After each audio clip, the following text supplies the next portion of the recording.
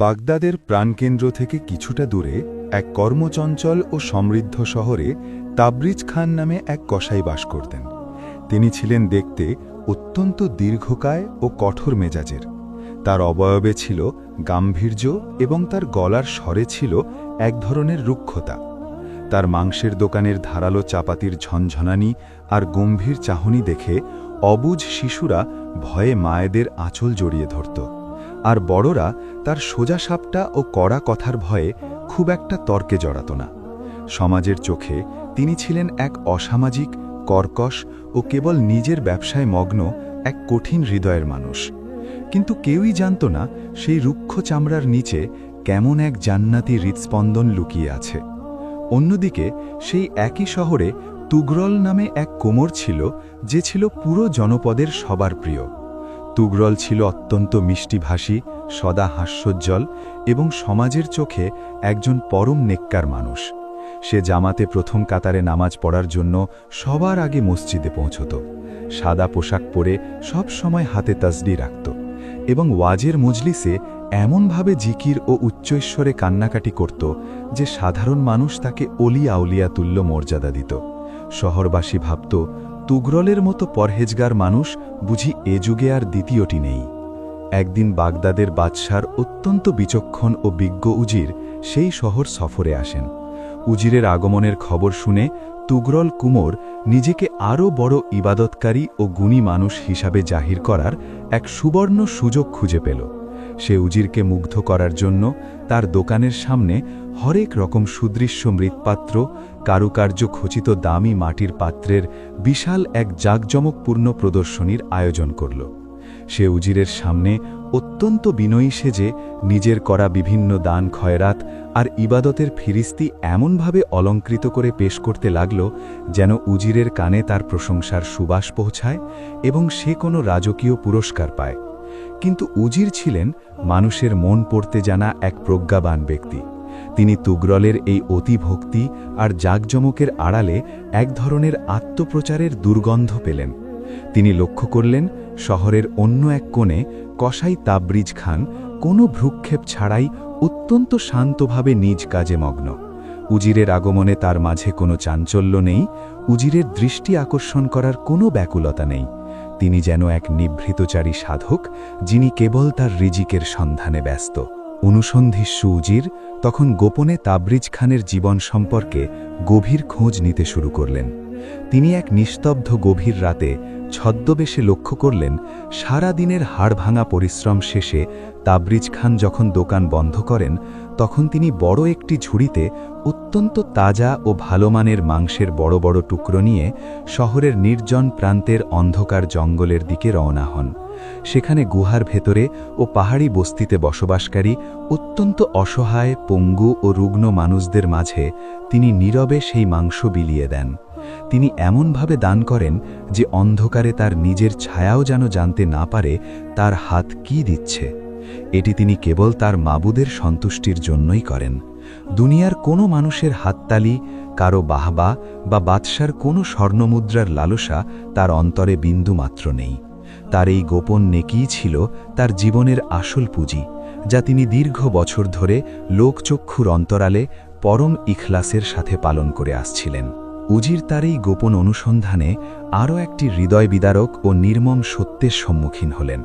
একদিন তিনি দেখলেন, কুমোর তুগরল যখন উজিরের সামনে দামি পোশাক পরে বড় বড় নেক কাজের কথা বলছিল, ঠিক সেই মুহূর্তে এক জরাজীর্ণ ও ক্ষুধার্ত বৃদ্ধা তার দোকানে এসে একটি ভাঙা পাত্রের বদলে সামান্য একটি মাটির ছোট সরা ধারে চাইছিলেন। কিন্তু তুগরল তার মিষ্টি ভাষার আড়ালে থাকা সেই নিষ্ঠুর রূপটি বের করে আনল এবং সেই বৃদ্ধাকে অত্যন্ত নির্দয়ভাবে গালি দিয়ে তাড়িয়ে দিল, কারণ সেখানে কোনো উজির বা বড় কোনো রাজকর্মচারী তাকে দেখছিল না। অন্যদিকে কসাই তাবরিজ, যার বাইরের রূপ ছিল পাহাড়ের মতো শক্ত ও অগম্য, তিনি তার মাংসের দোকানের আড়ালে প্রতিদিন চুপি চুপি অন্তত 10 জন অভাবীকে বিনামূল্যে সেরা মাংস দিতেন এবং সেই অভাবী মানুষটির তৃপ্তির হাসিমুখ দেখে তিনি আড়ালে গিয়ে চোখের পানি মুছতেন।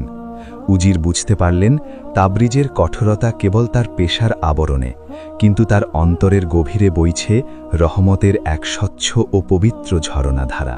উজির তাবরিজ খানের এই গভীর ইখলাস আর আত্মপ্রচারহীন জীবন দেখে বিস্ময়ে ও শ্রদ্ধায় অভিভূত হলেন। তিনি রাজধানীতে ফিরে গিয়ে বাদশার কাছে এই লুকানো মণিমুক্তার মতো মানুষের কথা বর্ণনা করলেন এবং ঘোষণা করলেন যে পুরো রাজ্যের মানুষের ন্যায়বিচার নিশ্চিত করতে প্রধান কাজী বা প্রধান বিচারক হিসাবে তাবরিজ খানকেই মনোনীত করা হয়েছে।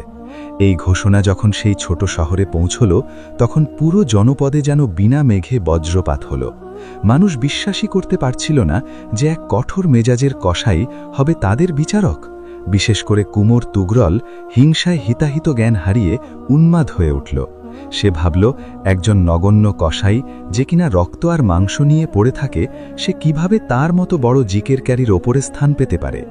তুগরল তখন তাবরিজকে কলঙ্কিত করার জন্য এক কুৎসিত ও জঘন্য ষড়যন্ত্রের জাল বুনল। সে রাতের আধারে তাবরিজের বাড়ির আঙিনায় কিছু নিষিদ্ধ ও অপবিত্র বস্তু লুকিয়ে রেখে পরদিন সকালে চিৎকার করে লোক জড়ো করল, যাতে তাবরিজকে অপদস্থ করা যায়। কিন্তু আল্লাহ তাআলা তার প্রিয় বান্দার মান সম্মানের রক্ষাকারী। তাবরিজ তার অতীন্দ্রিয় সততা আর আল্লাহ দেওয়া নূর দিয়ে তুগরলকে তার সেই জঘন্য ষড়যন্ত্র সহ সবার সামনে হাতে নাতে ধরে ফেললেন। পুরো শহরের মানুষ যখন তুগরলের দীর্ঘদিনের সেই ধার্মিকতার মুখোশ খুলে যেতে দেখল এবং তাকে কঠিন শাস্তির দাবি জানাল, ঠিক সেই চূড়ান্ত মুহূর্তে তাবরিজ এক অভাবনীয় ও ঐশী কাজ করলেন। তিনি প্রধান কাজী হিসাবে তার প্রথম বিচারেই তুগরলকে শাস্তি না দিয়ে পরম মমতায় বুকে টেনে নিলেন এবং সবার সামনে তাকে নিঃশর্ত ক্ষমা করে দিলেন। তাবরিজ অশ্রুসিক্ত নয়নে বললেন, ভাই তুগরল, মানুষ প্রশংসা করলেই আল্লাহ খুশি হন না, বরং আল্লাহ খুশি হন যখন বান্দা কেবল তার সন্তুষ্টির জন্য নিভৃত কোণে চোখের জল ফেলে। ইবাদত করুন তার জন্য, মানুষের জন্য নয়। তাবরিজের এই বিশালতা আর ক্ষমা দেখে তুগরলের পাথুরের হৃদয়ে ইমানি কম্পন শুরু হল।